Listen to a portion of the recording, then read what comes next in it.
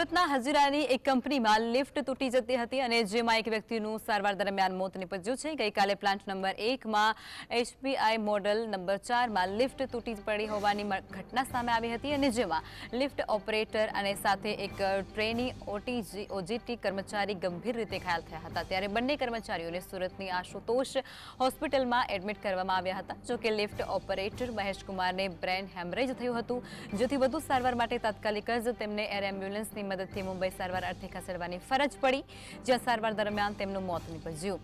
જ્યારે trainee engineer Jatin Kumar Kushwaha હાલ આશુતોષ હોસ્પિટલમાં ICUમાં દાખલ હોવાની જાણકારી સામે આવી છે।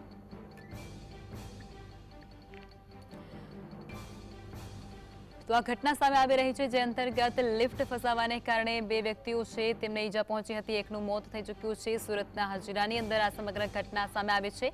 બનાવની અંદર એક વ્યક્તિનું મોત નીપજ્યું છે અને એક છે તે અત્યારે ICUની અંદર સારવાર લઈ રહ્યા છે। તો કન્સ્ટ્રક્શન સાઇટ ઉપર આ ઘટના બની છે, જેમાં લિફ્ટ તૂટતાની સાથે જ બે વ્યક્તિઓ છે તે લિફ્ટની અંદર ફસાયા હતા અને જેને લઈ અને એક વ્યક્તિને ઈજા પહોંચી હતી, જ્યારે એકનું મોત નીપજ્યું છે। સુરતના હજીરાની અંદર અવારનવાર આવી ઘટનાઓ બનતી રહેતી હોય છે, ત્યારે લિફ્ટ તૂટવાનો આ મામલો સામે આવ્યો છે, જેમાં એક વ્યક્તિનું મોત નીપજ્યું છે, એકને પોતાનો જીવ ગુમાવવાનો વારો આવ્યો છે। સંવાદદાતા શાહિસ સમગ્ર ઘટનાને લઈને જોડાઈ ચૂક્યા છે વધુ જાણકારી આપવા માટે।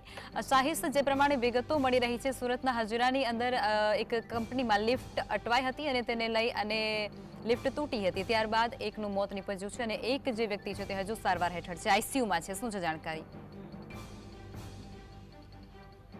જી શાહિસ।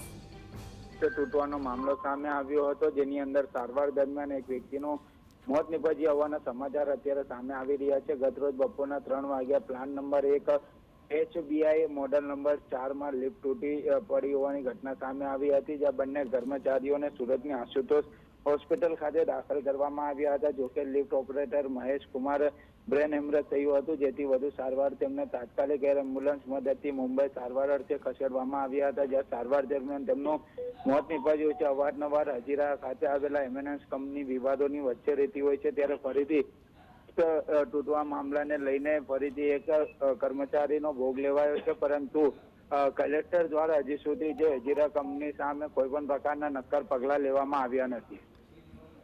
જી શાહિશ, આભાર।